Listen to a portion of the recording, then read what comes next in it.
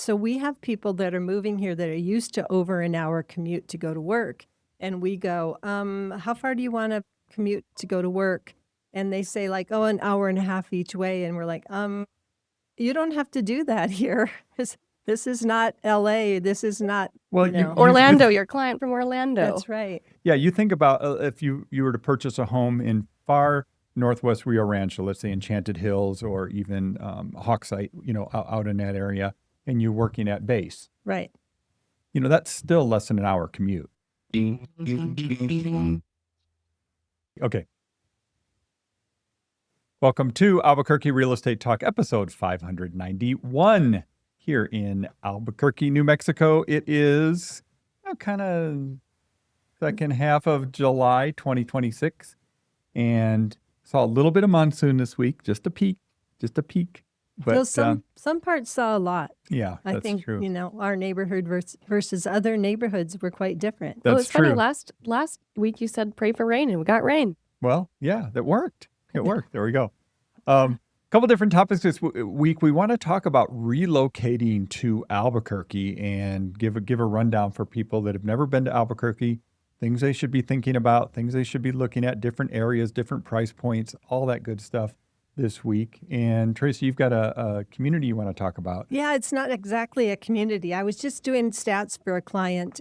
They were wondering about Eldorado School District and just kind of the overall summary of homes in that area. So I've got a really quick snippet on homes in the Eldorado School District in Albuquerque, not Eldorado in Santa Fe. And Asel, you're going to talk us through the relocating to Albuquerque and things to think about and areas and so on. Yes, we're going to structure a checklist. Okay. Oh, perfect. Checklist time. We are the Venturi Realty Group, real broker here in Albuquerque, New Mexico, serving the greater Albuquerque area and Santa Fe. We're at 505-448-8888. So, Asel, you were in Santa Fe over the weekend. I was? Yeah. And it was interesting because you were telling me about a home you viewed while you were in Santa Fe and some of the unique features that it had.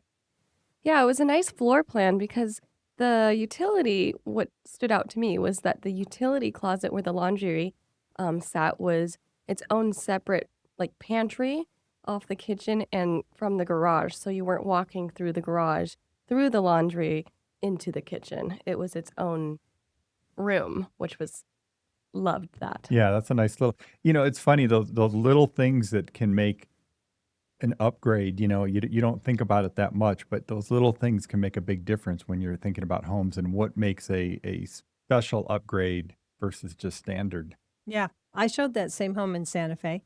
And one of the things that stood out to me was the extra guest bedroom had its own sitting room and it had exterior door so that a guest could actually come and go and not have to walk into your main home because it was on the inside courtyard and it had a door out. So another really interesting, thoughtful feature that was in the house.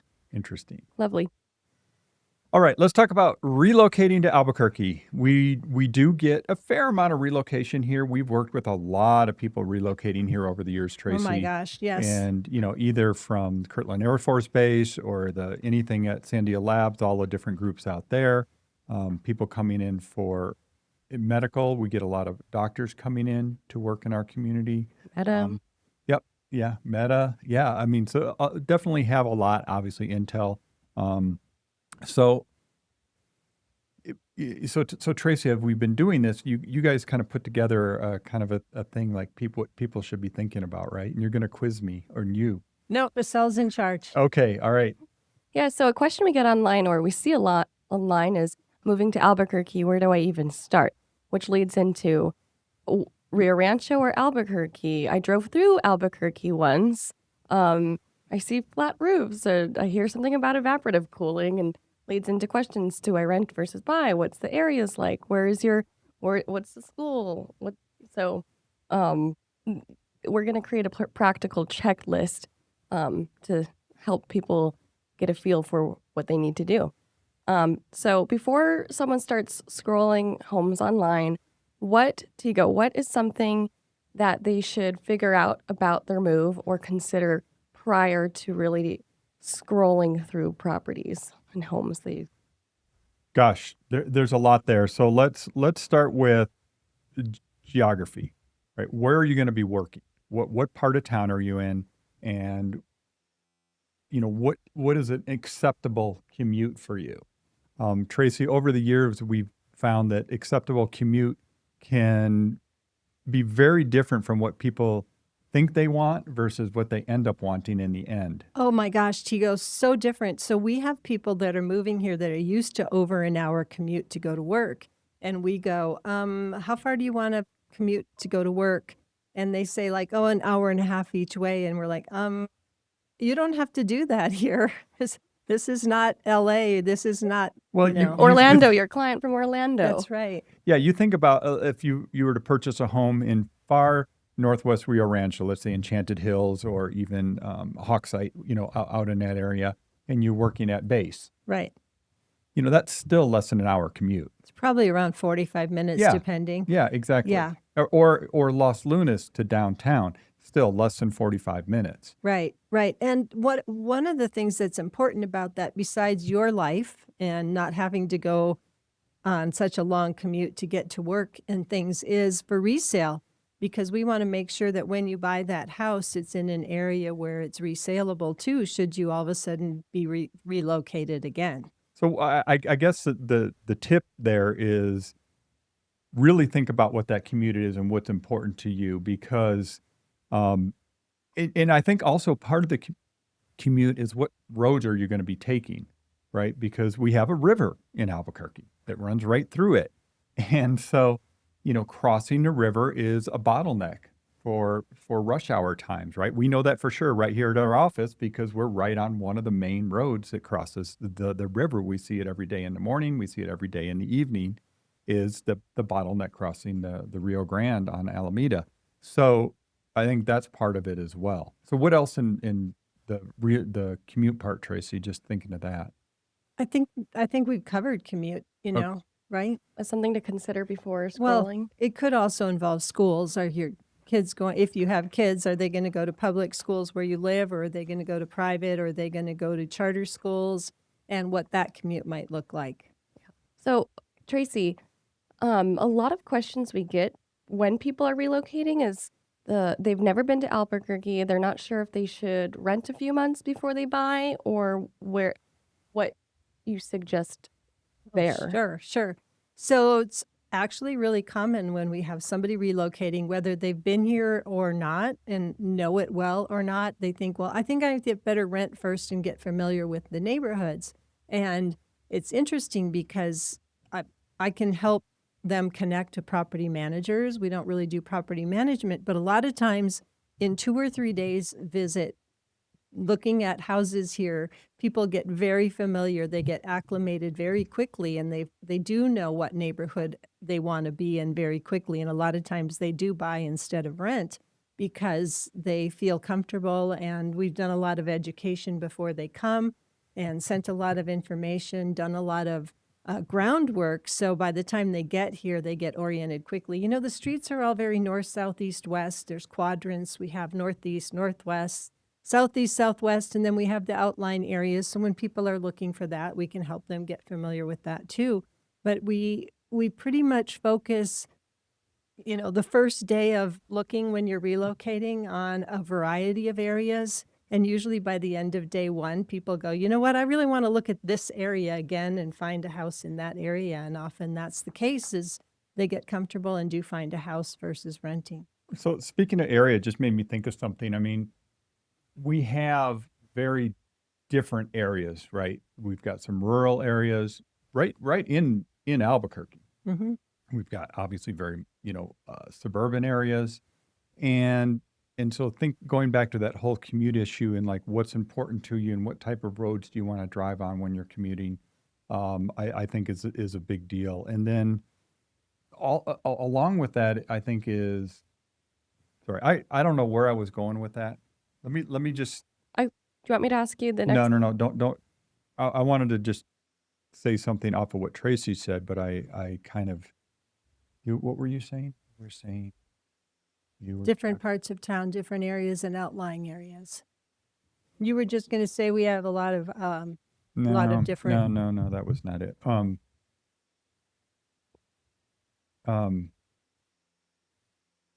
My next question for you is going to be, how do you compare Albuquerque, Rio Rancho, Oh, Corrales, I know what it Placitas? was. I don't know what it. I know what it was. So just in this whole idea of figuring out the different parts of town, obviously we're great at helping people do that when they're here on the ground. However, there's great resources online. You know, there's the maps now are amazing, right? So you can explore, you can see the maps, you can figure out what commute distances are from different areas, right? You can zoom in, you can look at what facilities are in different parts of town. So I Yeah, mean, but yet it's not the same. yeah. That's what you're going to say. I was going to say I answered it for you. You can find all sorts of information online, but until you're on the ground here, and not everybody gets that opportunity. You just closed somebody that bought from afar, never got here till closing. Correct? Yeah. Just So lots we of- can do a lot virtually and virtually live, right? We're FaceTiming you or Google messaging, Hangouts, whatever it is, and we're showing you, but we can show you the neighborhood too as we're driving towards houses. And we say, the park's over here. Here's the street scene. Here's what the neighbors look like from your future backyard. Right? Sandias are to the east, so remember, East Mountains. Yeah, the mountains are on the east. We get people where the mountains are on the north, and it takes them a Gross. long time to acclimate. But Yeah. yeah, it's totally doable from afar, but getting here and getting that comfort level is obviously the best way. Yeah. So, Tego, how should someone compare Albuquerque? We have Albuquerque, Rio Rancho, Placitas, Corrales, East Mountains, and choose the best area. Yeah. Well, best area is obviously very subjective, right? You know, everybody's idea of what's best is different because what's best for me is maybe different for somebody else, right?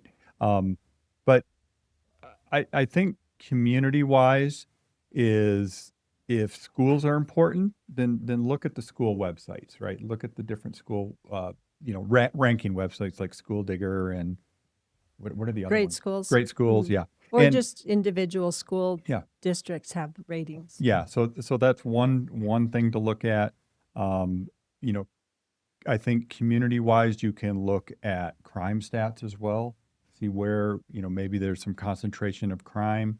That's another one.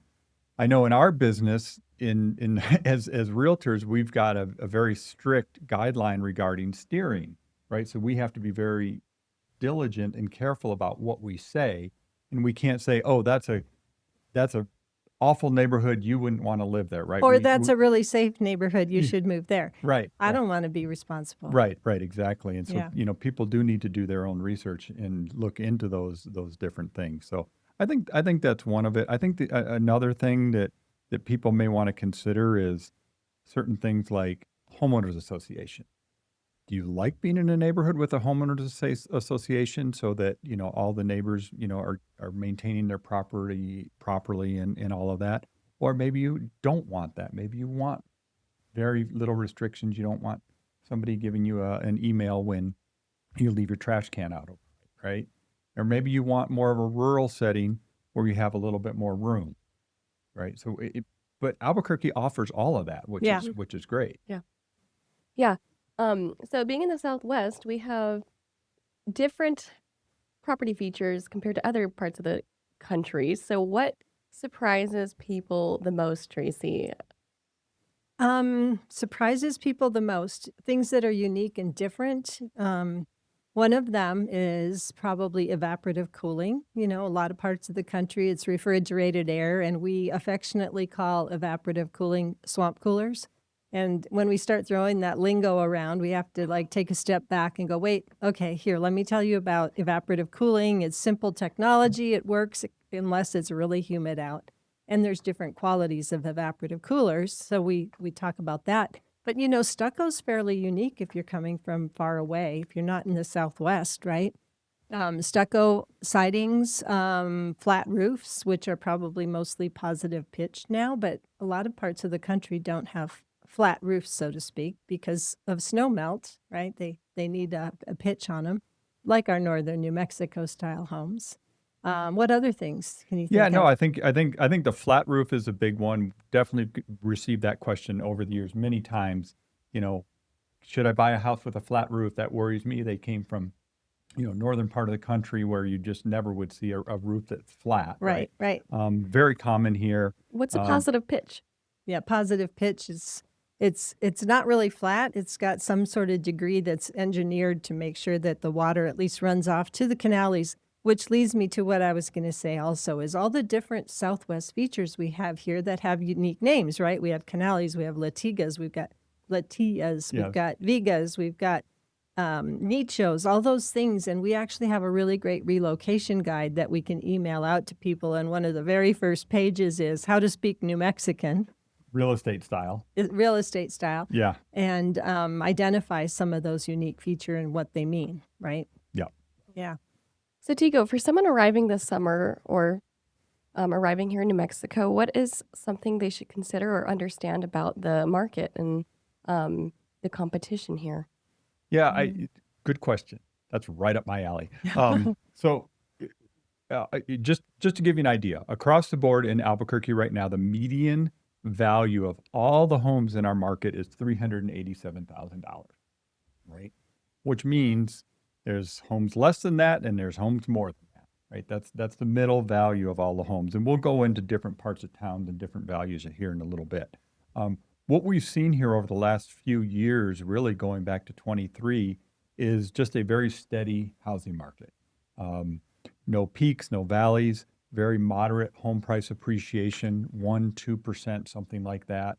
We're actually out appreciating the national average, not by much, but our home values are growing a little bit faster than the national average.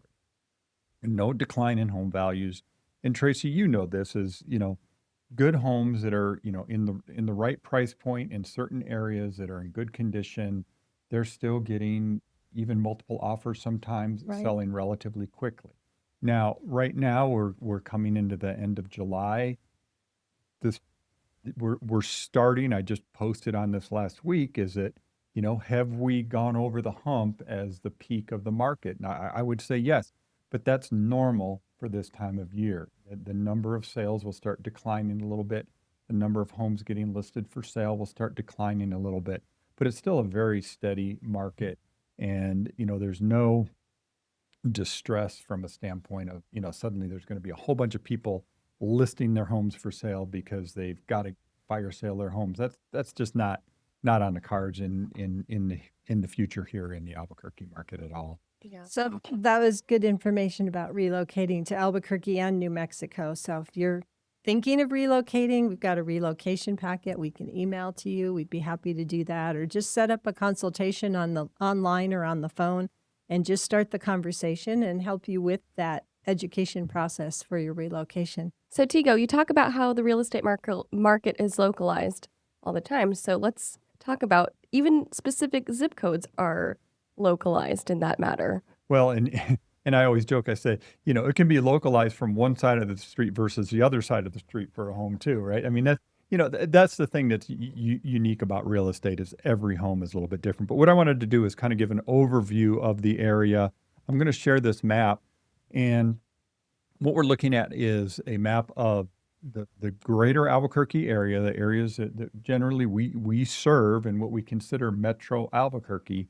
And it's home prices by zip code. And these are home values by zip code. This comes from the Zillow data where they track, So this values. is every home, not just homes for sale or sold. Correct. And so, if we look at this map, Tracy, obviously you can just pick them right out. So Yep. number one on this map, no surprise. 87122. Yeah, Yep. 87122. That's Sandia Heights. Mhm. North North- Albuquerque. yeah. North Albuquerque Acres. Yep. And so that's what we consider the far northeast heights of Albuquerque. And you're going to find a whole variety there, right? But mostly custom homes, correct? Yeah, most of them are where people have purchased a lot and built a custom home. Now, it's not across the board that way, but most of them are custom homes. A lot of them on larger lots because it's North Albuquerque Acres and Sandia Heights. Right. Yeah. Right. And then number two is the Corrales community, which is a village kind of tucked in the middle of the Metro Albuquerque area. It's the West River Valley, just across the Alameda Bridge from where we are right now. That's right. And it's median value there is 706,000. I didn't mention that Sandia Heights 87122 was 759,000. Asel, you just sold a house in Placitas, number 3 on the map. Yes, Yeah. I did. Still hot and red there. Yeah, so Placitas is a whole nother vibe, right? Yeah. It's, I mean, what Well, Placitas is kind of like the Georgia O'Keeffe Abiquiu kind of painting, right? With the dotted hillsides, long views to the Jemez, to the Sandias, the foothills of North Sandia, the Sandias. But again, custom homes on mostly 1 acre and larger lots. big views, lots of views, and again, it's a kind of wide open, big sky. Foothills. Yeah. With wild horses that frequent a lot of the homeowners' yards. On the Yeah, way to and then Santa there's- Fe. Yeah. And then it's interesting because after that we jump over the East Mountains, and again the values we're starting from the highest to the lowest, and so we look at like Sandia Park, Cedar Crest, Tijeras, which are all East Mountain communities. Yep. And, that would encompass. So Sandia Park will be Paco neighborhood, San Pedro Creek. And a lot of those neighborhoods where we're seeing the 87043, 87047, and 87008, like number 456, they're on larger lots. San Pedro Creek is 10-acre minimum, and most of them are right at 10 acres. But most of those out there are half acre or an acre. Yeah, and then we come back into Albuquerque, and we're looking at areas just around La Cueva, for example, or around La Cueva High School, 87113, Yep. And 111. 87111, which is Tanawan, kind of the Northeast Heights, suburban Northeast Heights, very popular area. Lots of homes in that area. If we look at where the most homes are, it's 87111 and 87114, the west side.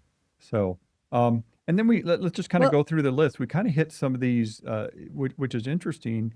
We're still above the median value for the community, and we're in Bosque Farms in Peralta, Tracy. Yeah, which is great. They're right on the south edge of town, past the Isleta Reservation. So very quick to get to downtown, the hospitals, UNM, Kirtland Air Force Base, all of those things. But a lot of times they're like a half acre and up, even the more basic ranch homes in the Bosque Farms, Peralta areas. Right. So I want to jump back up to the 87111-ish area, right? Okay. Because I did a quick search of Eldorado High School, which sort of falls in that range. Yeah. And I just thought I'd give a quick snippet of the stats for Eldorado High School. We talk about other schools a lot, and Eldorado hasn't been featured for a while. So there's 74 homes currently on the market in the Eldorado School District, ranging from 165,000 to 3,595,000. So Eldorado encompasses some really great condo neighborhoods, which is what the 165 is. That's 3501 Wantabo. We've shown those neighborhoods many times. It's, that's for a 2-bedroom, 1-bath with a parking space. But most of those have been updated. There's a swimming pool. There's nice grounds if you need to go walking. And the HOA there is $308 a month, but it covers some utilities and a lot of the features for the neighborhood. And then there's 4701 Morris, which is also a great, much-loved townhome community. So lots of choices on the lower range there. On the high end, we've got High Desert in 87111, which is part of the Eldorado School District. And, estate lots right down to apartment buildings in the High Desert area. So lots of options in Eldorado. 554 closed in the past year, ranging from 145,000 to 2.7 million. So there's Eldorado High School for you. Big range. Yeah. Yeah. Let me go back to the map here. We can just run through this quick. I just think it's interesting because we talk about this whole idea. Okay, so again, median values around what did I say? It was 353,000, right? And so we've got up to 760,000 in 87122, and then we got to these rural areas like Moriarty, Belen. Now you're under 300,000, 270,000, 240,000. We have such a huge variety. Okay, so let's pull up the map. again, this map is color coded if you're looking at it online, and you can see again everything from 760,000 all the way to 240,000 in the Moriarty area, which is East Mountains, east of Edgewood, and Probably big lots. I mean, you can get a big ranch out in Moriarty. yeah, I mean generally you're going to see larger lots there.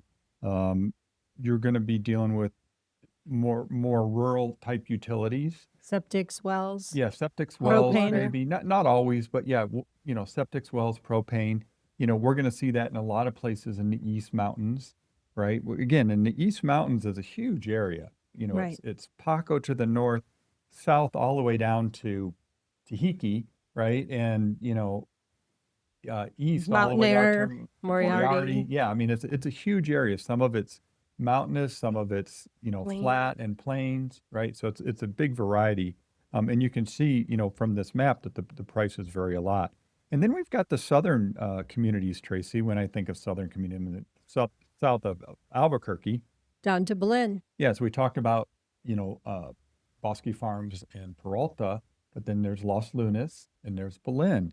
And again, Belen is one of the more affordable communities. It's, I don't want to say it, but I'm going to say it. It's that whole, drive till you qualify thing, right? It's like how far out it is from the business center of a particular city or metropolitan area.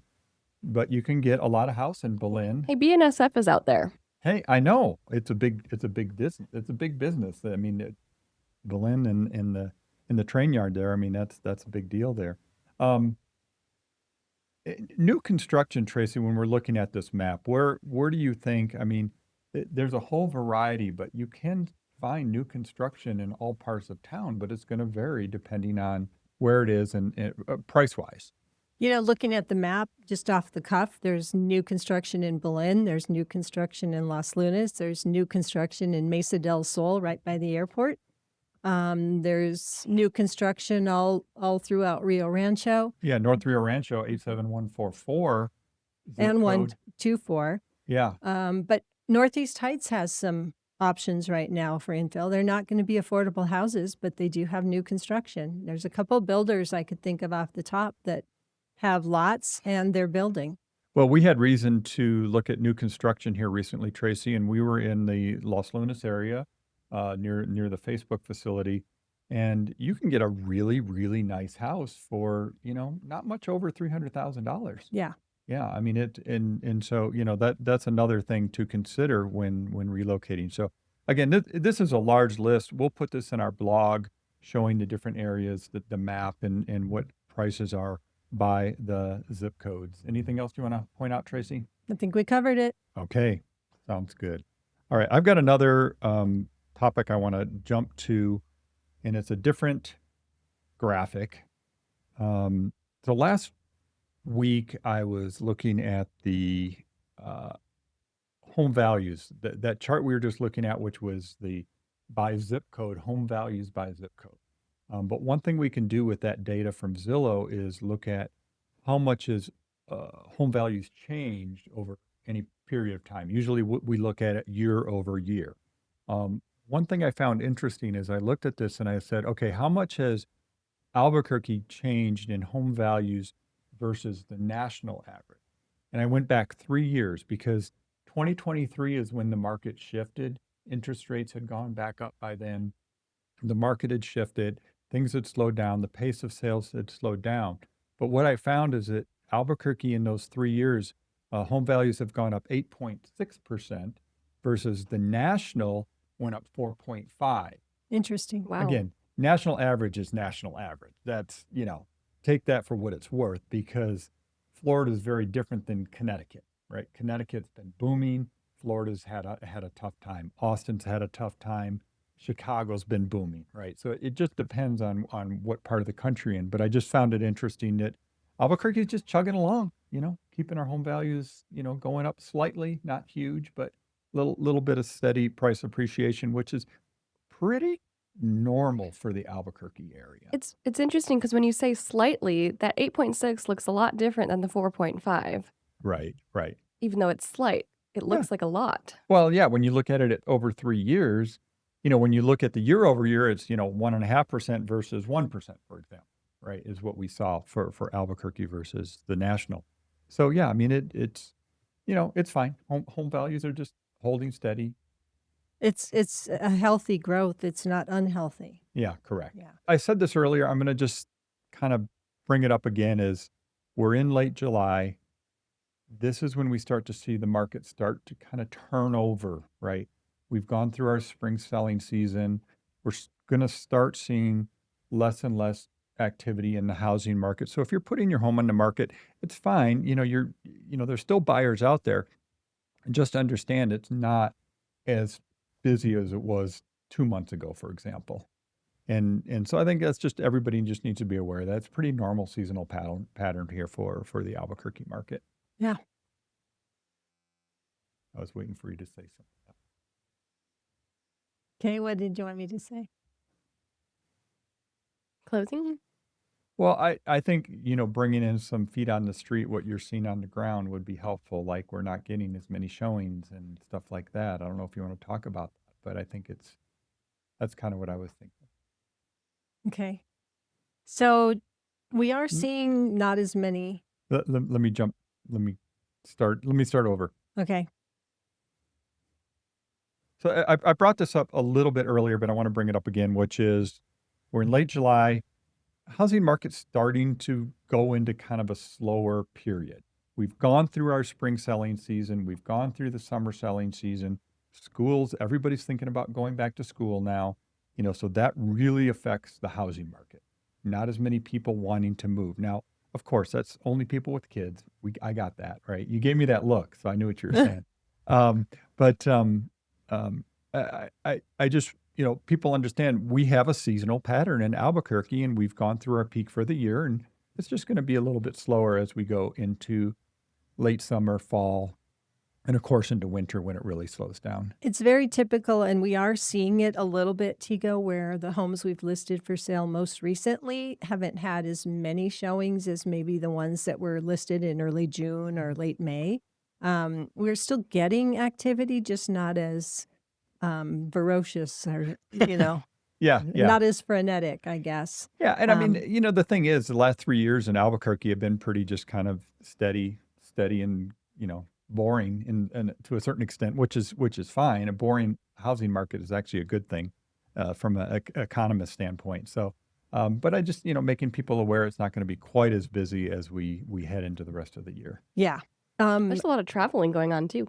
Yeah, there is last minute vacations before the kids go back to school.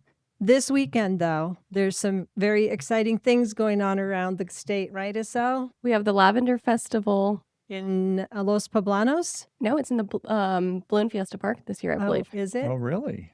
Yeah, I think Okay. So but it is Los Poblanos? They can't do it at Los Poblanos. There's not enough parking there, I guess. Yeah, I think they had to remove locations. It's the Balloon Fiesta Park. Explore then more than 120 vendors, features lavender plants and products, artisan crafts, delicious food, locally crafted wine, spirits and beer, live music, agriculture, family activities, and my favorite, llamas. Llamas. Cool. It's also traditional Spanish market in Santa Fe this weekend. Is that this weekend? Yes. Oh And my the gosh. opera is going on there. What beautiful weather to go see the opera. It's an amazing venue, Just what a phenomenal thing we have right here. And then tailgating tailgating at the Yeah. opera. Tailgating at the opera. I don't know the weather. I guess you're mostly covered when you're at the opera, right? Yeah. Yeah, I think it depends where you're. Yeah. I think, I know yeah. we went last year, was it?